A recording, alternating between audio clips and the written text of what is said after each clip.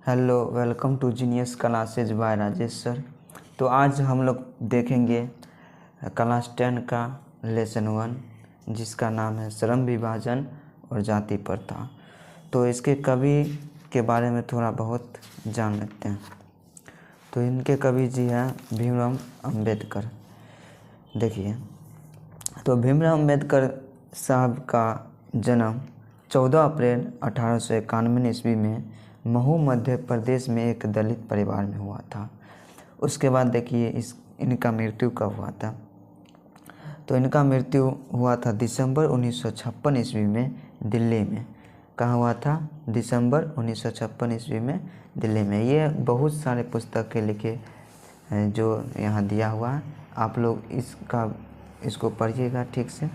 इसका एक वीडियो भी बना दूंगा। और ये बाबा साहब है, वो जानवे करते हैं हमारे देश के लिए कितना बड़े बड़े काम किए हैं। तो अब आते हैं क्वेश्चन आंसर पर। देखिए पहला क्वेश्चन क्या है। इसका पहला क्वेश्चन दिया हुआ है, लेखक किस विडंबना की बात करते हैं?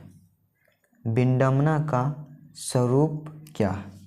तो इसका आंसर हम लोग देखेंगे।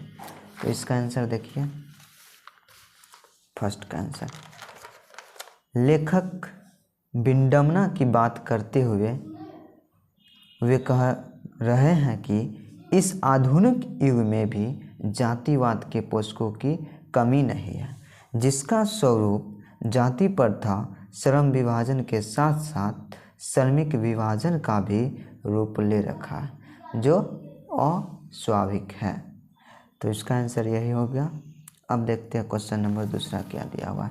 देखिए क्वेश्चन नंबर दूसरा क्या है, जातिवाद के पोषक उसके पक्ष में क्या तर्क देते हैं? क्या क्वेश्चन है, फिर से देखिए, जातिवाद के पोषक उसके पक्ष में क्या तर्क देते हैं? तो आप क्वेश्चन को हजारों बार पढ़िए जब तक समझ में नहीं आता, क्योंकि क्वेश्चन जब आप समझ जाइएगा तो समझ लीजिए आंसर भी उसका मिल गया। तो इसका आंसर देख लीजिए, दिया है आंसर। देखिए, जातिवाद के पोषक इस आधुनिक समाज में कार्यकुशलता के लिए श्रम विभाजन को आवश्यक मानते हुए यह कहते हैं कि जाति प्रथा का दूसरा रूप ही श्रम विभाजन है, इसलिए इसमें कहीं बुराई नहीं देखने को मिला। मतलब कह रहे हैं, फिर से देखिए, जातिवाद के पोषक इस आधुनिक समाज में कार्यकुशलता के लिए श्रम विभाजन को आवश्यक मानते हैं। मतलब ये जो देख रहे हैं श्रम विभाजन, उसको बहुत ही आवश्यक माने हैं लेखक के अनुसार। और जाति प्रथा का दूसरा रूप ही क्या है? श्रम विभाजन है। तो ये हमेशा ध्यान रखिएगा। अब देखिए क्वेश्चन नंबर तीसरा क्या है। तीसरा में दिया हुआ है, जातिवाद के पक्ष में दिए गए तर्कों पर लेखक की प्रमुख आपत्तियां क्या है?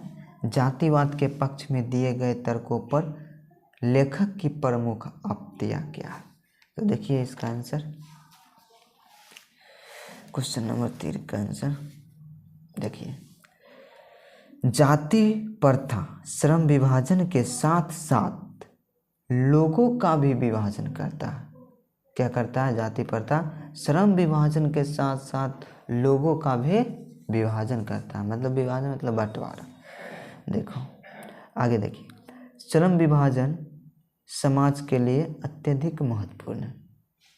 ये जो श्रम विभाजन है समाज के लिए बहुत ही लाभदायक है, परंतु किसी सभ्य समाज में कार्य के साथ साथ लोगों का विभाजन सही नहीं है।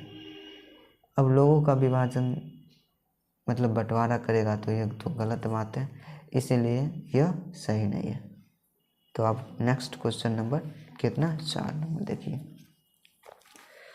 क्वेश्चन नंबर 4 में दिया हुआ है, जाति भारतीय समाज में श्रम विभाजन का स्वाभाविक रूप क्यों नहीं कही जा सकती?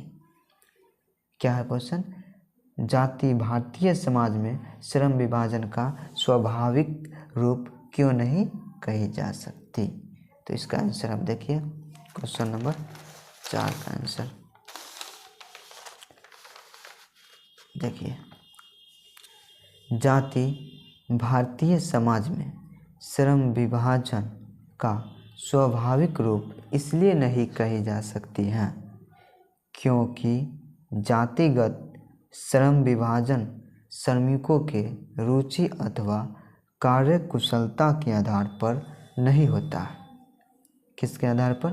कार्य कुशलता के आधार पर नहीं होता, बल्कि माता के गर्भ में ही श्रम विभाजन कर दिया जाता, जो अरुचिपूर्ण होने के कारण गरीबी और अकर्मण्यता को बढ़ाने वाला, जो विश्व के किसी भी समाज में नहीं पाया जाता।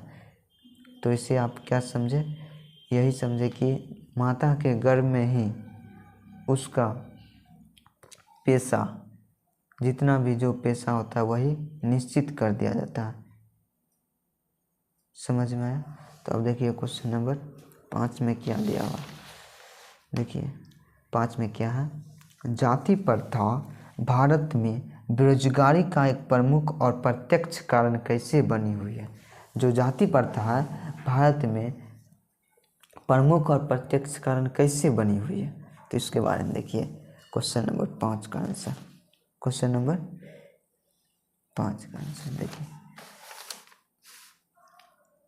देखिए जाति प्रथा भारत में बेरोजगारी का एक प्रमुख और प्रत्यक्ष कारण बनी हुई है, अर्थात लोग जाति प्रथा के कारण अपने पूर्वजों का कार्य चुनते हैं, जिसके कारण बेरोजगारी का कारण बनी है।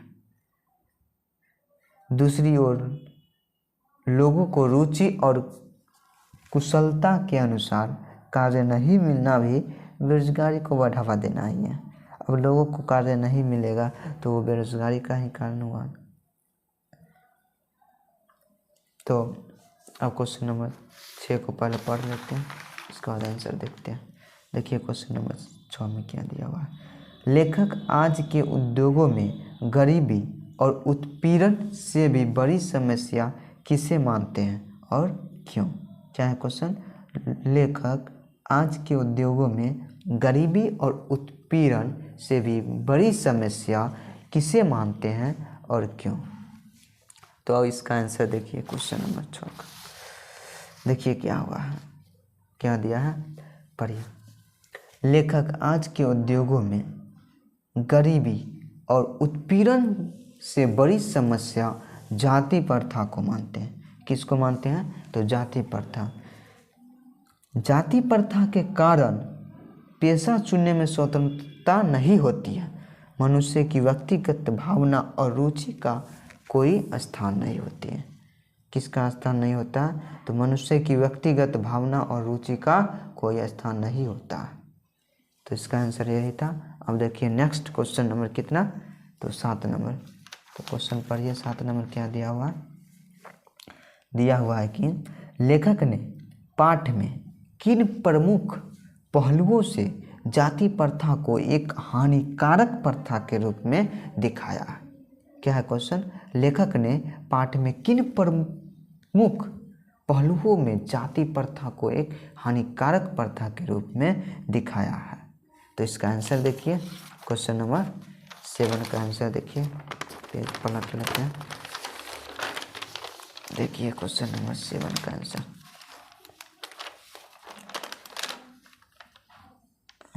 देखिए लेखक ने पाठ के विभिन्न पहलुओं में जाति प्रथा को एक हानिकारक प्रथा के रूप में दर्शाया है, जो निम्नलिखित है। क्या है? जो निम्नलिखित है।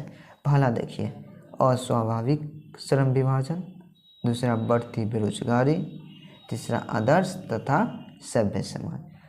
देखिए हम जो लिखाते हैं पूरा शॉर्ट में, आप चाहेंगे तो पूरा सारांश पढ़कर लंबी भी कर सकते हैं, लेकिन लंबी लिखने से कोई फ़ायदा होगा नहीं। जितना लंबी लिखिएगा समझ जाएगा कि बच्चा चोरी करके लिखा। इसलिए शॉर्ट से शॉर्ट अपने शब्दों में लिखना का कोशिश कीजिए, ठीक। तो क्वेश्चन नंबर 8 वाला पढ़ लीजिए। आज का लास्ट क्वेश्चन कितना? नंबर 8 पढ़ लेते हैं। अभी तक चैनल को सब्सक्राइब नहीं किए हैं तो सब्सक्राइब कर लीजिए और बेल आइकन बटन को दबा दीजिए, ताकि सबसे पहले आपके पास नोटिफिकेशन पहुँचे। तो क्वेश्चन नंबर 8 पढ़िए क्या दिया हुआ है। सच्चे लोकतंत्र की स्थापना के लिए लेखक ने किन विशेषताओं को आवश्यक माना। क्या है क्वेश्चन, सच्चे लोकतंत्र की स्थापना के लिए लेखक ने किन विशेषताओं को आवश्यक माना। तो इसका आंसर देखिए क्या है, देखिए क्यों आवश्यक माना है इसके बारे में थोड़ा देखिए। देखिए ये धुंधला हो गया है, देखिए पढ़ते हैं, आप लिखिएगा। लेखक के अनुसार आदर्श समाज समता, स्वतंत्रता, भाईचारा पर आधारित होगा। क्या होगा, लेखक के अनुसार आदर्श समाज क्या होगा, समता, स्वतंत्रता और भाईचारा पर आधारित होगा। ठीक, किसी भी आदर्श समाज में इतनी गतिशील होनी चाहिए जिससे कोई भी वांछित परिवर्तन समाज के एक छोर से दूसरे छोर तक संचारित हो सके। क्या हो सके, संचारित।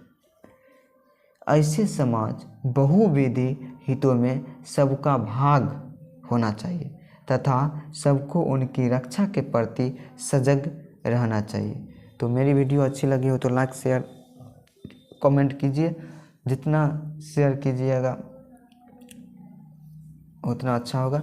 इसलिए आज के लिए धन्यवाद।